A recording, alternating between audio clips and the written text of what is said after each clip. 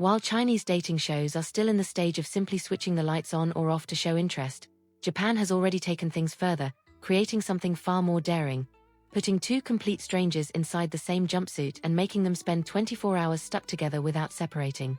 And let's be honest, only in Japan would someone come up with something like this. Anywhere else, it would be nearly impossible to replicate, not just because of the logistics, but because of how awkward it would be. Personally, I can't imagine American TV pulling off something like this without people immediately calling it weird or even a little creepy. But in Japan, this kind of bizarre experiment is seen as fun, playful, and, who knows, maybe even a shortcut to love.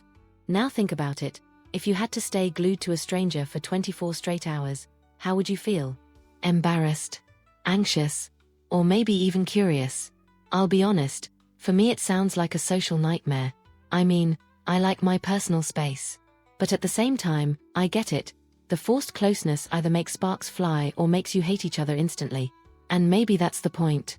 The young man's name is Gangdan, he's 21, and he appears a little shy in front of the cameras. No wonder. This show is known as one of the most awkward formats in Japan. But after more than a year single, he decided to take his chances and signed up. Honestly, I give him credit. Most guys would never dare to put themselves in such an embarrassing situation just for the slim chance of finding love.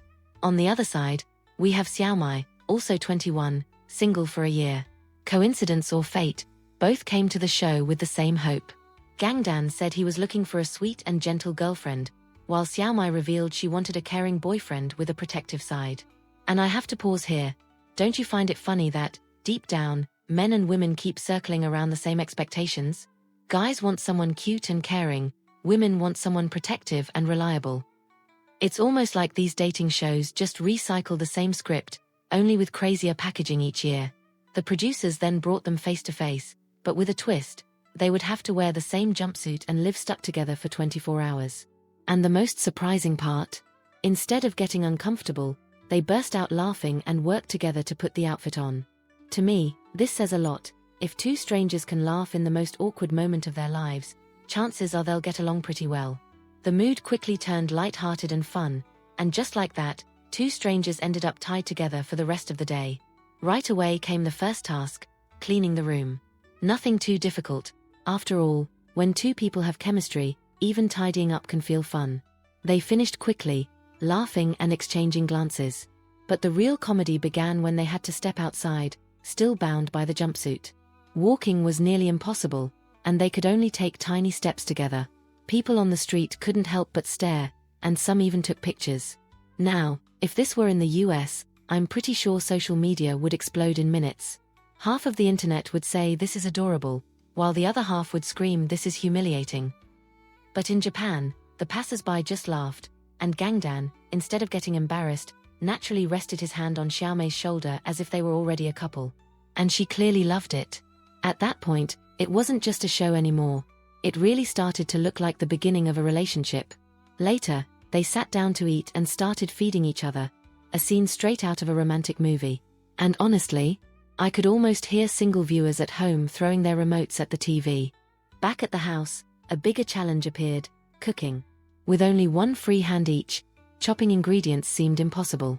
Until Xiaomai came up with an idea: change positions so they could both use two hands. She chopped the vegetables while Gangdan stood close, supporting her in an almost tender way. You see, this is where the line between entertainment and reality starts to blur. These shows are supposed to be funny and over the top, but the more you watch, the more you realize how easily real feelings can sneak in.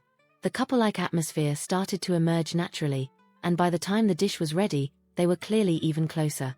After dinner, they relaxed watching a DVD, just like an old married couple. Gangdan casually put his arm around her shoulders, and she, smiling, let it happen. If you ask me, this is the moment where things stopped being just a challenge and started becoming something real. Then came the final moment: bedtime. They each took separate showers, slipped back into the jumpsuit, and went to bed. Lying side by side under the blanket, they whispered and laughed until they drifted off. During the night, as if naturally, they ended up embracing each other in their sleep. And here's where I have to be honest. No matter how much the producers tried to keep it innocent, the intimacy is undeniable. And that's what makes this format so fascinating. It pushes two strangers so close together that you can't help but wonder where the acting ends and where real emotions begin. The next morning, the challenge was over. The producers explained that if they truly liked each other, they should return to the original meeting spot with half of the jumpsuit in hand. Gangdan arrived first, nervous. When Xiaomai appeared, his smile said more than 1,000 words. They had chosen each other. And honestly, it didn't feel like a reality show gimmick anymore. It felt like two people who had actually bonded. Gangdan explained that the experience forced them to cooperate all the time, and that made him open up emotionally. Xiaomai said that during their closest moments, she could even hear his heartbeat, and that drew her in even more. And this is where I step back and think, maybe these strange experiments aren't so crazy after all. Sure, it looks bizarre on the surface, but by forcing people out of their comfort zone, it creates a kind of shortcut to intimacy. You can't fake cooperation when you're literally stitched together.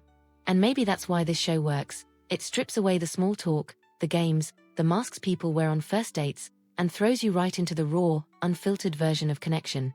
In the end, it was impossible not to root for this new couple. But the question remains, would you ever dare to join something like this? Because let me tell you, as entertaining as it is to watch, I'm not sure I'd survive 24 hours in a jumpsuit with a stranger. And this is where I step back and think, maybe these strange experiments aren't as ridiculous as they seem. Sure, at first it looks bizarre, even embarrassing, but what if that's exactly why it works? By taking two strangers and throwing them into such an extreme situation, the show skips over all the boring parts of dating. No fake smiles, no endless small talk, no pretending to be someone you're not. It forces people to reveal how they react under pressure, how they cooperate, how they handle intimacy when there's no way to escape. In a sense, it's raw, it's unfiltered, and maybe even more honest than a traditional date at a coffee shop. But here's the thing. This type of format also exposes something uncomfortable: how fragile our sense of independence can be. Most of us like to believe we're in control when it comes to love and relationships. We think we choose who we like, when we like, and how fast we open up.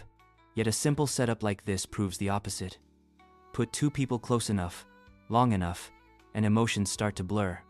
Affection, attraction, even the illusion of love, it can all be engineered by circumstance. That's both fascinating and a little scary. Do I think something like this could ever work outside Japan? Honestly, probably not.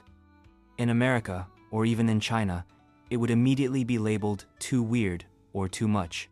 People would either cancel it on social media or turn it into a meme. But in Japan, this kind of playfulness, this mix of awkwardness and sincerity somehow makes sense. And maybe that's why people love to watch it, because deep down, it reveals something we're all afraid to admit, that closeness and vulnerability are the fastest way to fall for someone. And maybe that's the hidden lesson here. We spend so much time trying to impress, calculating every word, every move on a date, that we forget the simplest truth. Connection isn't about perfection, it's about presence. When you're forced into closeness, you either crash and burn, or you build something real. And that's what makes this show strangely powerful. So what about you? Would you ever dare to join a show like this? Could you survive 24 hours tied to a complete stranger? Or would it drive you insane? Be honest, I really want to know. Drop your thoughts in the comments. And of course, don't forget to like the video, subscribe to the channel, and share it with someone who you think would totally fail this challenge.